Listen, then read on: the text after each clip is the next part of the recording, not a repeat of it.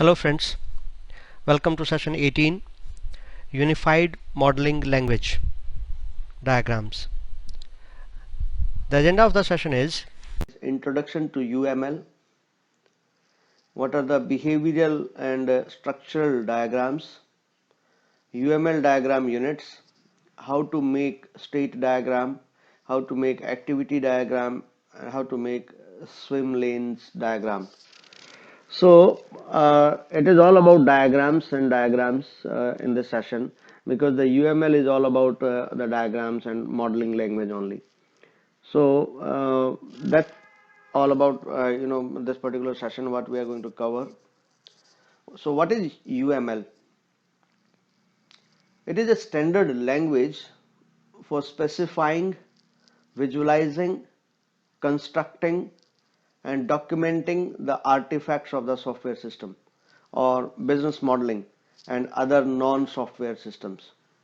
So very simple definition to understand, because if we follow our own convention or our own rule, we may not be uniform throughout, we may not be structured, and we may not be able to convey the message to the stakeholders. However, if you design a standard, I can talk about this and I quote this everywhere. Wherever somebody asks me why this byte use this particular sequence, or this character use this particular sequence, or why you take table name as this, why you take database name as this, why these terms are used, I ask a counter question about the color. I just point out to any color and ask you what color is this. The person come out with a statement, okay, this is white color, and then I counter that. How can you say it is white? Prove that it is white color. So it is impossible to prove a white color as white, because you are going to compare the white color with some other color only. So this is what is known as convention. These conventions are basically rules by use. So we use them, we make them structured, and we start using them. Okay. So this language has been adopted and developed for that purpose only. We should have some standard symbols, some standard modeling constructs which we should use throughout. So just to keep the uniformity, uniformal approach and consistency across different stakeholders or different companies, and everywhere wherever we use, there should be a standard and there should be a convention. So we use this language, and this language has been adopted for modeling purpose. The UML represents a collection of best engineering practices that have proven successful in the modeling of large and complex systems. UML is a very important part of developing object-oriented software and software development processes. So this is a new term introduced here, object-oriented software.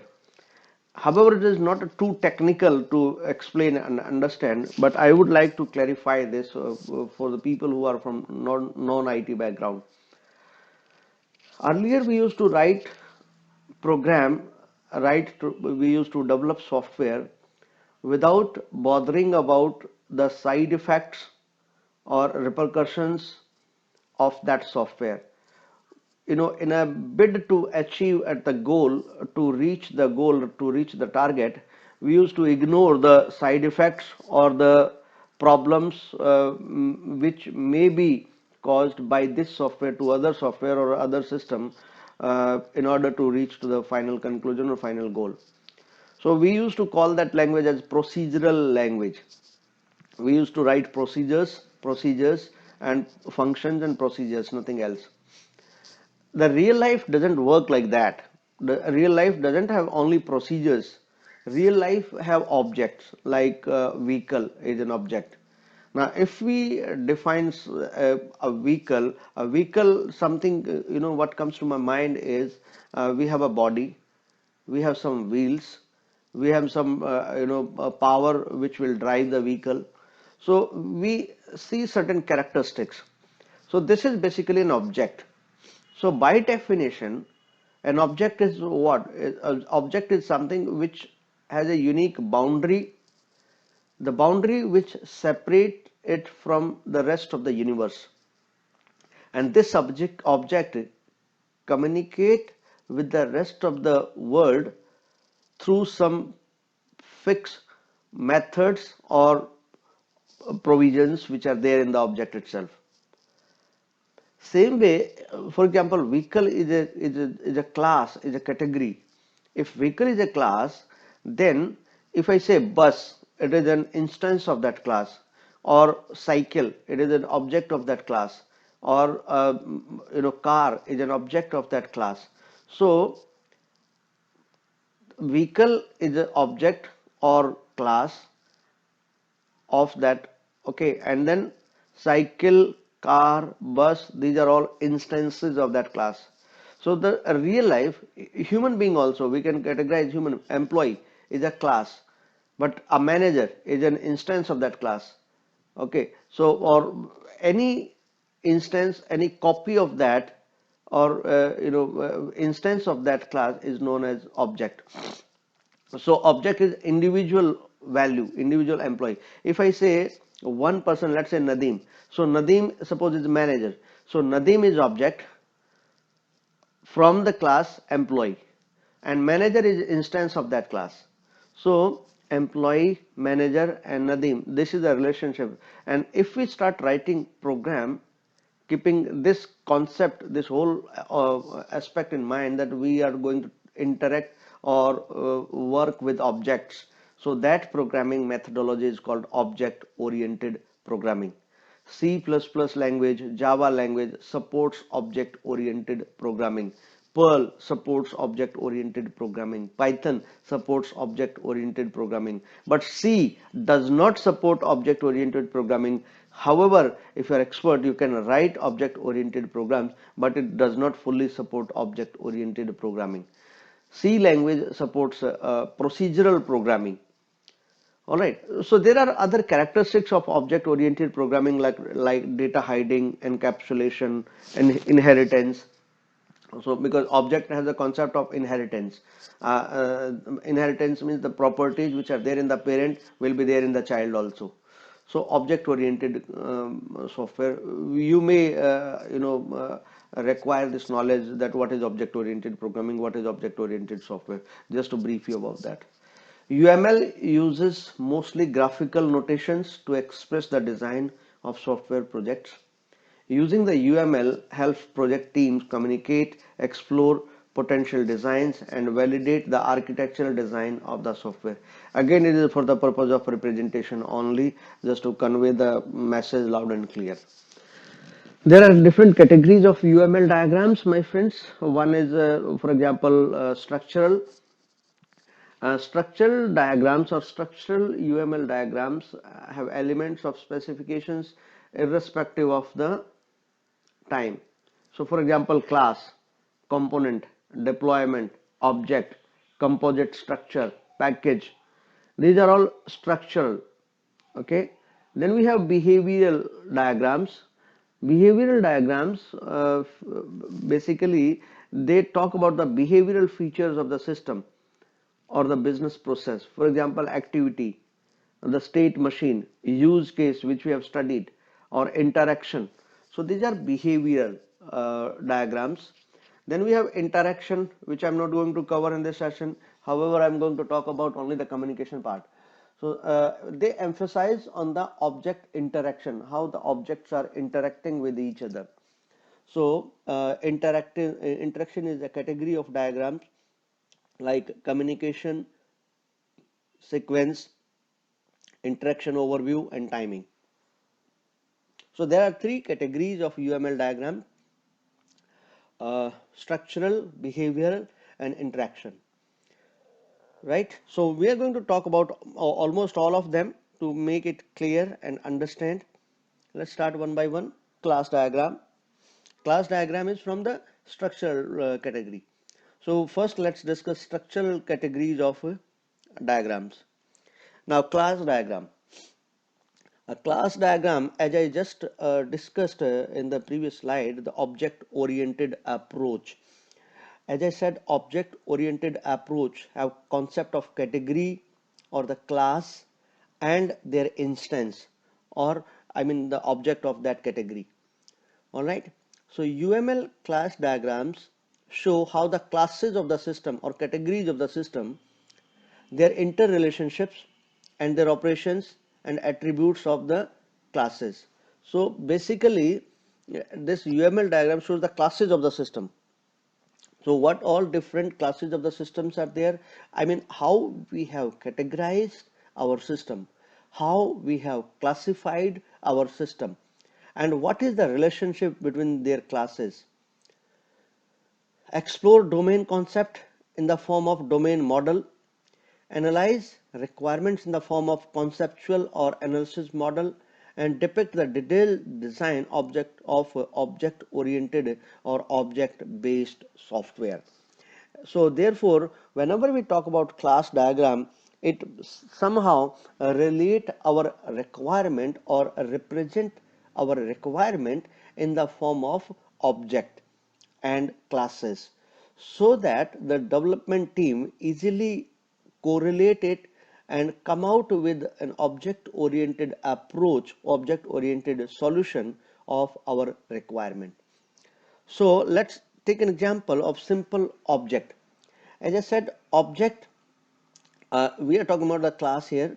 So class is student, for example. So student is a category. So under this class, a student, whenever I say student, we draw a boundary around the student, like the student number, like the student name. Student name cannot be there in the course, it cannot be there in the enrollment. Student number must be there in the course or enrollment. So the class is a student, and there might be some constraints about this class, like student must be 18 years of age or older of 18 years, more than 18 years. Same way, enrollment is again a class, and enrollment date, enrollment drop, cancel, these are characteristics or attributes of the class. Then we have a course also, same way we can talk about the details of the course class also. So these are three different classes. So class diagram is talking about the relationship between three different classes: student, enrollment, and course. So here class does not mean the student class. Here it talks about the category. So student is one category or one classification, enrollment is one, and course is another. So we have three different classes here, right? So this is the class diagram which talks about independent categories of objects. I would say like this: categories of objects interacting with each other, or the link between them, link between these objects. So student, enrollment, and course, these are the three classes discussed in this diagram. So very simple representation. Then we have component diagram. We are not going to probably discuss this, but just to understand it, component diagram go into further details actually. So UML component diagram shows the dependencies among software components, including the classifiers that specify them. For example, implementation classes and artifacts that implement them, such as source code files. So this is a very detailed representation of your software. So probably you are not responsible for component diagram. You may not be able to convey what source code files I need, what binary code files I need. This is for the developers and the project managers to specify. Therefore, I am not going to talk about the diagram of this. I'm just explaining this. So the binary code files, executable files, script and tables which are used in the software.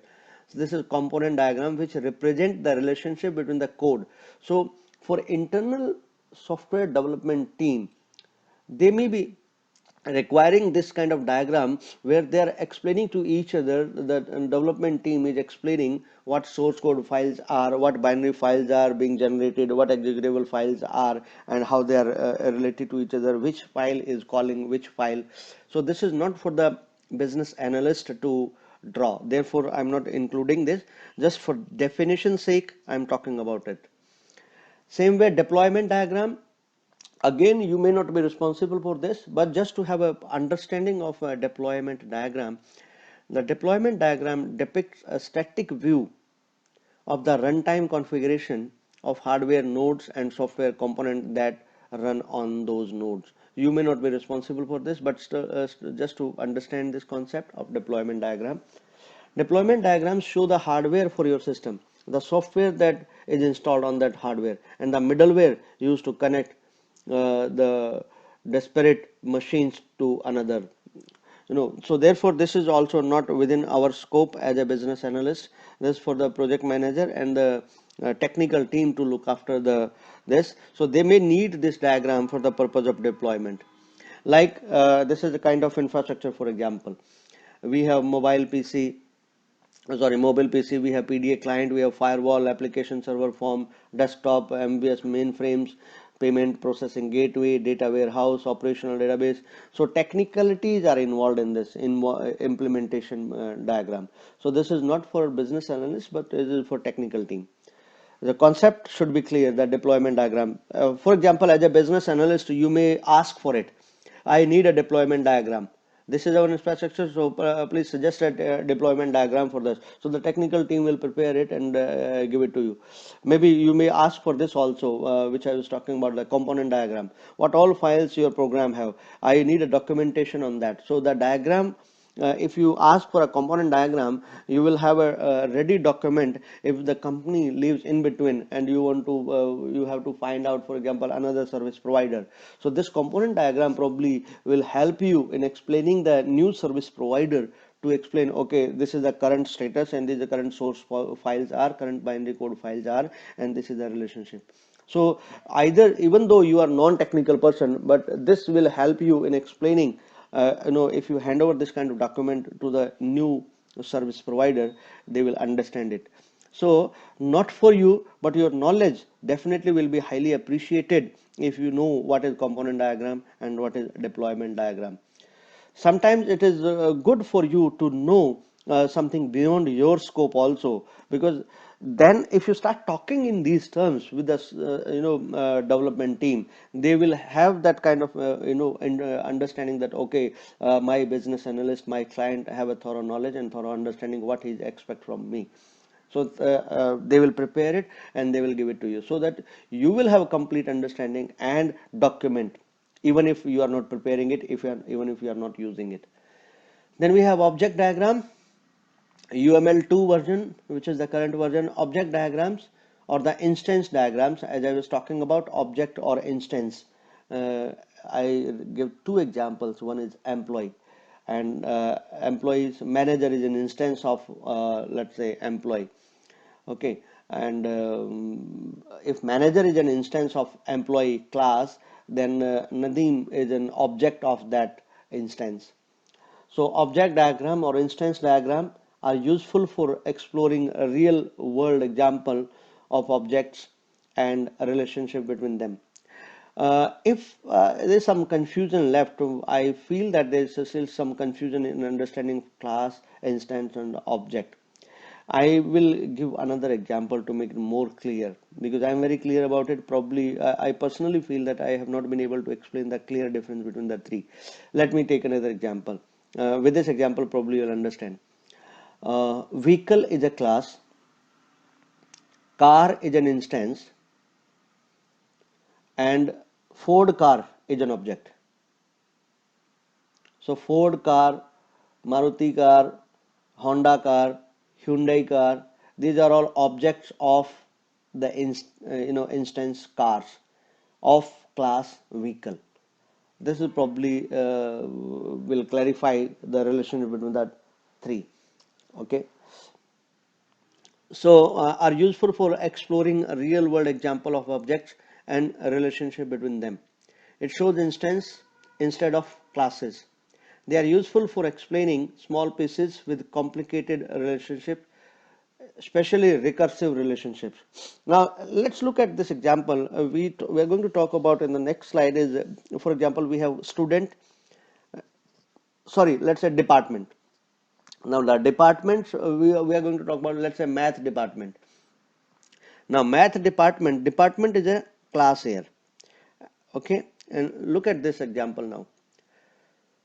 Class is department, instance name is math stat, and in this department, in this math stat, we have statistics department, we have maths department, we have applied maths department, we have maths ed department. So you see the relationship. Now we call it as a derived classes also. Okay, now the first top rectangle, if I explain, we have a class called department and we have instance of that class called mathstat. Now next is from this department class we have another class department, and where math is an instance of that class. From this class we are driving two more classes, applied maths and maths ed, and because they are derived from the department, so department is everywhere, they are from the department class only. So we can say we can have derived classes also. We can have one class and we can derive another class from that, and we add some more properties to it. Now I'll explain this also with another example, even though this is slightly technical, but still I will try to explain it. uh, okay, employee. Now, if I say employee, this is a class, and if I create a table in the employee, I will have all the employees. But I have two different type of employees. One are regular employees and one are daily wages, wherein we provide hourly rate. Those who are salaried employees, they have different attributes, different fields. Their criteria is different. Their fields will be different. And where we have daily wages or the hourly paid employees, they have different criteria. Their database will be separate. However, both of them are employees. So employee is one class which will have most common characteristics or attributes of employees, and daily wages will have some additional details which are required. For example, hourly rate will not be applicable for a regular employee. It will be applicable for only hourly paid employees or daily wages. Same way, normal regular employee does not require a daily wages or hourly rate. They require monthly salary. So there is additional fields. However, both of them are employees. So employee is a class, and this manager or the regular employee and the daily wages are derived classes. So this is a concept of derived classes here, object diagram depicting that derived concept of classes and the instance names of those classes. Package diagram. UML package diagrams simplify complex class diagrams. It can group classes into packages. Package is again, it's a, you can think of it as a module. So package is a collection of logically related UML elements. Packages are depicted as a file folder and can be used on any of the UML diagrams. So we can simply say that package is a one group of modules or group of softwares. Like look at this example. Package diagram: accounting, banking. So this UI, ordering, customer database, stock DB, shipping, accounting, bank, these are all packages, but they are related to each other. For example, UI is, there's no independent identity of user interface. It is related to depends on ordering. Same way, customer database. Customer database cannot exist without ordering. So we have ordering. So ordering is also dependent on customer database. They are interdependent. So these lines are depicting the dependency. Like bank. Bank is having accounting, right? Ordering dependent on accounting. Ordering also dependent on shipping, right? So there are dependency lines. Same way we have stock database. If we are shipping some elements or some items, then we have stock database, and which will be affected by the shipping module. So which module or which package is affecting other packages? This packages, the list of packages with their dependency on others, is represented in the package diagram. So probably this is a very good example to understand the relationship between the this different packages, the dependency, and how they are related to each other. Composite structure diagram. UML2 composite structure diagrams used to explore runtime instances of interconnected instances collaborating over communication links. It shows an internal structure including parts and connectors of a structured classifier or collaboration. This is composite structure diagram. And this is we include all possible, so there is no symmetry here, like student prerequisites, seminars. Then we have a student behaving as an applicant, enroll in seminar, and then a seminar have its own characteristic like seats and wait list. Then we have a container or constraints. Constraints is a course. Prerequisite, we have the courses. So this is a composite structure. There is no uniformity in this structure here. So we are just drawing something by means of pencil or pen, and we're explaining with the help of the diagram. And while writing that, we are explaining, okay, how a seminar is conducted, what are the participating entities into the seminar, how they are, enrolling for the seminar, how it's going to work. So this is a composite structure diagram. Then we have activity diagram. Activity diagram helps to describe the flow of control of the target system, such as exploring complex business rules and operations. We have done this kind of thing in the past. If you recollect, last class or last to last class, where we talked about the use cases, that was in the last class only, because it's more of a flow diagram, right? The use case, for example. So advanced version of use case can be thought of as activity diagram, such as exploring complex business rules and operations, describing the use case, also the business processes. All right, so it is object oriented equivalent of a flow charts and data flow diagram. So data flow diagram and flow charts were process modeling, procedural modeling, and object oriented approach is this activity diagram. So let's look at this. This will explain the concept. Requested order. Start from here. Receive the order. Okay, order received from anywhere, and then we take a decision, or order rejected or order accepted. So this is a decision. You know that we talked about it in the symbol. We talked about in use case also.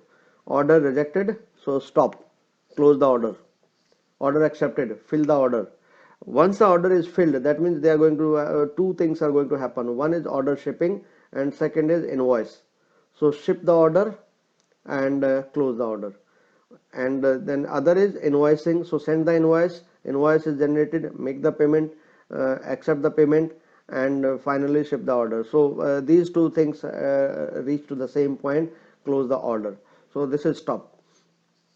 So this is what the activity diagram is, how the activities are happening. Okay, this is this can be used to a very complex model also. So this is activity diagram, my friends. State machine diagram. State machine diagrams can show the different states of an entity, also how an entity responds to various events by changing from one state to another. The history of an entity can best be modeled by finite state diagram, that is state machine diagram. Now this is a simple state machine diagram. We are dialing a number from our phone. So we start with the entry start dial tone and exit with stop dial tone. So this is state. First state is start. Second state is, for example, we are talking about partial dial. So we have digits. We take one digit at a time. We dial the number, append the second number and or the digit, and we continued till we have the digits pending. Once all the digits are dialed, we say the number is dialed and this process is stopped. So this is the state machine diagram. We are talking about a machine here. We are verifying whether machine is ready, and then what is to be done, and the process is going to be repeated till we finish everything, and finally we exit. So this is a simple state machine diagram. Communication diagram. Communication diagrams used to, this is second category, if you remember, second category of diagrams. Communication diagram used to model the dynamic behavior of the use case. When compared to sequence diagrams, the communication diagrams is more focused on showing the collaboration of objects rather than the time sequence. They are more interested into the communication sequence, like what will happen first, after that what will happen. Look at this diagram, this will explain. On the lower right corner you see the customer standing. Now customers, then start the press. Okay, this is number 1. Number 2, fill the order. Number 3, set status. Number 4, update quantity. And number 5, change the status. So what is happening here is, what you are seeing here is the steps, the communication, how the communication is happening. Okay, press, for example, press fill button, fill the order. So process the order control. So this is communication diagram, where communication is represented in the diagram. So this is another way. Now let's look at the next part. Next part is steps for drawing a state diagram. State chart diagram is used to describe the states of different objects in its life cycle. So the emphasis is given on the state changes upon some internal or external events. These states of objects are important to analyze and implement them accurately. State chart diagrams are very important for describing various states. Before drawing a state chart diagram, we must have clarified the following points. 1. Identify important objects to be analyzed. Identify the states. Identify the events. For example, the state order object. We are going to talk about order processing, and we'll understand the state diagram of order processing system here. The first state is an idle state from where the process starts. The next states are arrived for events like send request, confirm request, and dispatch the order.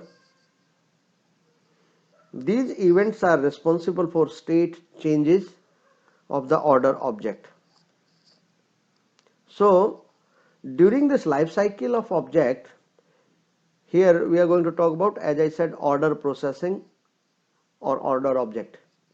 It goes through various states, and there may be some abnormal exits also, maybe like payment not done, payment not accepted, order cancelled, or stock finished, abnormal exits. This abnormal exit may occur due to some problem in the system. When the entire life cycle is complete, it is considered as the complete transaction.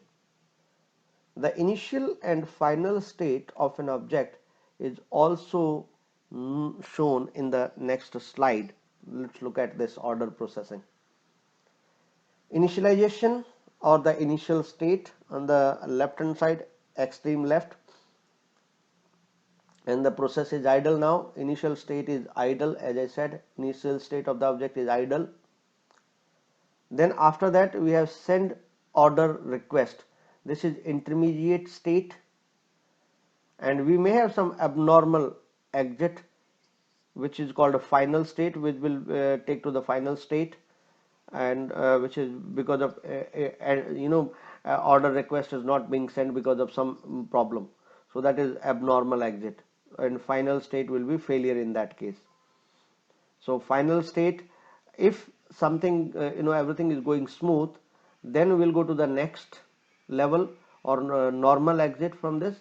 So action will be taken. Select the normal or special order. Confirm the order, order confirmation, dispatch the order. So the states here are send order request, select normal or special order, order confirmation, dispatch order. So four different states in addition to the idle state are represented in this diagram. So this is a complete state diagram of order processing, what is happening and how we are explaining that. If you see different diagrams as an overview, what we can realize now, they are tools, they are helping tools for us to explain the requirement or a component or a process or a particular scenario to the development team or the service provider. How to draw activity diagram? Activity diagrams are mainly used as a flow chart, consists of activities performed by the system. But activity diagrams are not exactly a flow chart, as they have some additional capabilities also. These additional capabilities include branching, parallel flow, swim lane, which I am going to talk about in a few slides. Before drawing an activity diagram, we must have a clear understanding about the elements used in the activity diagram. The main element of an activity diagram is the activity itself. An activity is a function performed by the system. So what we are going to draw here is functions performed by the system. After identifying the activities, we need to understand how they are associated with the constraints and conditions. And we are going to take the same example here, order processing only. So before drawing the activity diagram, we should identify the following activities, their associations, the condition and the constraints. So next we will make a mental layout of the entire flow. This mental layout means within our mind. The mental layout is then transformed into an activity diagram. The following is an example of activity diagram for order management system, for which we have just discussed the state diagram. So in the diagram, four activities are identified which are associated with the conditions.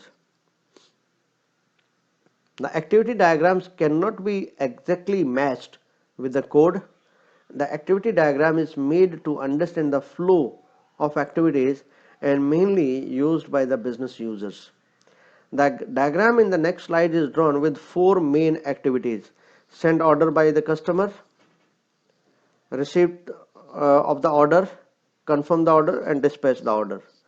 Now here we are going to talk about the activities now, and you see the difference between activity diagram and the state diagram. If you see start of the process, customer sends an order request. These are activities. Order request system confirm the receipt of the order. Check if the order is normal order. Condition check if yes or no. We may have two branches here, so this is branching. It is not a normal order, so check if the order is special order or not. No, it is not special order, so neither it is normal order, not is a special order, so why we are doing it? So terminate it. So it is a special order, so okay, yes, so confirm the order and then dispatch the order. So this is activity, how the activity is happening and how the branching is happening. This activity diagram explain the entire concept of this activity and their conditional flow of activities. Swim lane diagrams. A swim lane diagram is a type of flow chart that delineates who does not want in a process. Using the metaphor of a lane in a pool, so a swim lane diagram provides clarity and accountability by placing process steps within the horizontal or vertical swim lanes of a particular employee, work group or department. It shows connections, communications and handoffs between these lanes, and it can serve to highlight waste, redundancy, and inefficiency in a process. How to draw a step, swim lane diagram? First step is list the participants down the left to create the horizontal swim lanes, or you can put them on the top to create a vertical swim lanes. Choice is yours. Either drawing by hand or by using a diagram software. There are many diagramming software available. You can use simple Excel also, no problem. If you later learn, it would be practical to have practical swim lanes or vertical swim lanes also. You can redo them or rotate them across the top. That choice is yours. Again, freedom is to you. Then use the standard symbols to depict the process steps sequentially in their appropriate swim lanes. Confirm your diagram with participants in the process and make any necessary adjustments.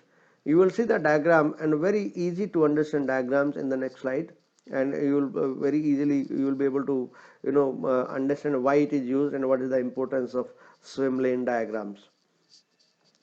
The diagrams can now be used to communicate a standardized process for quality and training purpose, to clarify responsibilities and accountabilities, and to reveal inefficiencies and gaps.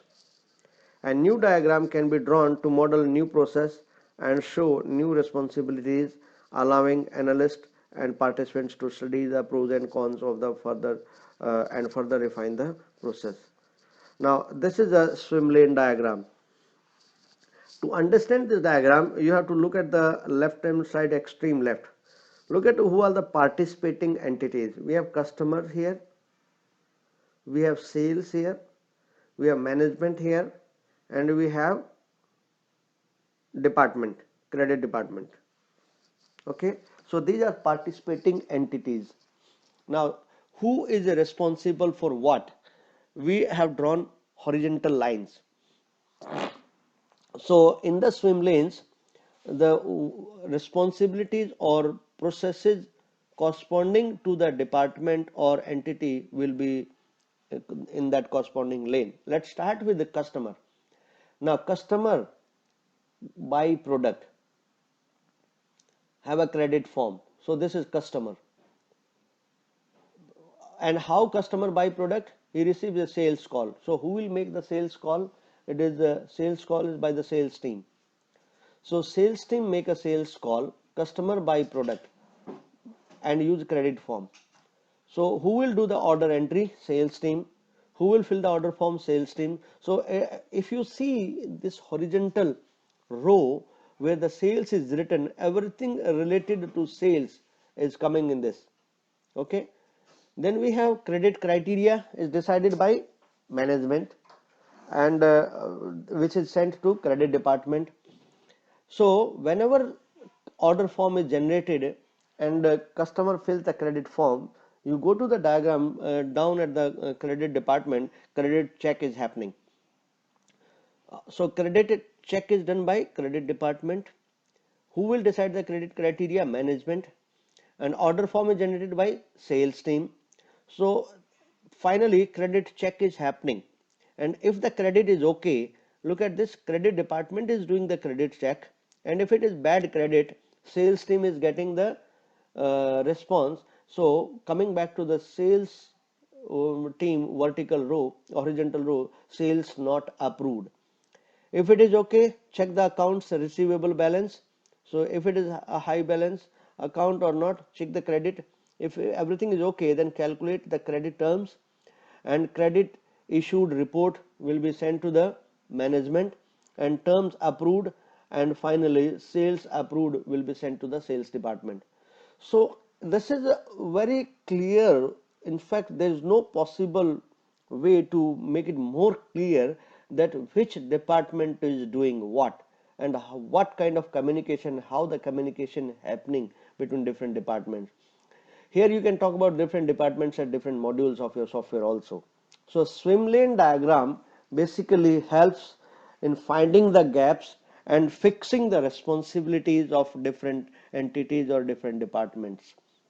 That is how swim lane works. So this diagram probably helps you in understanding the swim lane diagram. right? Now UML in real practice. I clarified in the right in the beginning that it is not necessary for you to learn each and every diagram which I have discussed here. Probably you will not be using all of them, maybe few of them, maybe none of them. So you don't typically need or use all the diagrams which I explained. You will choose between them based on the preference and particular situation. And this I clarified in the last session also. It all depends, because they are tools, they are not mandatory things, they are tools. If you feel like that you should use a tool to explain something to your stakeholders, then you should use that tool if you feel that this tool is going to help me. Okay, but you should have the tool. When a soldier goes to a war, he have different tools, and you see any police officers running in the street, they have tools. Whether they use them or not, depending on the situation, they use them. They have knives also, they have guns also, they have other weapons also. They don't use all of them, but depending on the situation, they use them. So you will choose. So if you have choice, probably you will be able to decide which one should I use in my case. So you typically use many diagrams. A single use case may not capture all scenarios. If you are going to use state charts, there are probably lots of objects with the states, and each sequence or collaboration diagrams only show one interaction at a time. That's all for this UML, my friends, Unified Modeling Language. I have discussed all the diagrams, and how they are drawn, and examples also. I hope I have done justice to this UML for you. Thank you very much.